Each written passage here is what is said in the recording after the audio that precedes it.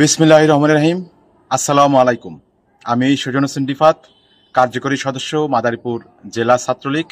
আমি আমার ব্যক্তিগত পক্ষ থেকে এবং গণপ্রজাতন্ত্রী বাংলাদেশ সরকারের মাননীয় প্রধানমন্ত্রী দেশরত্ন শেখ হাসিনার পক্ষ থেকে আপনাদের সকলকে, কাছের দূরের দেশবাসী সকলকে জানাচ্ছি পবিত্র ঈদুল আজহার শুভেচ্ছা, আন্তরিক শুভেচ্ছা ও মোবারকবাদ। ঈদ মোবারক।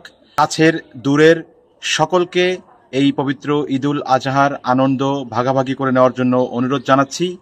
পবিত্র ঈদুল আজহা একটি ত্যাগের ঈদ। আমরা আমাদের বনের পশুর পাশাপাশি মনের মধ্যে যে পশুত্ব রয়েছে সেটিও কুরবানি করব। ত্যাগের মহিমায় উদ্ভাসিত হোক এই পবিত্র ঈদুল আজহা।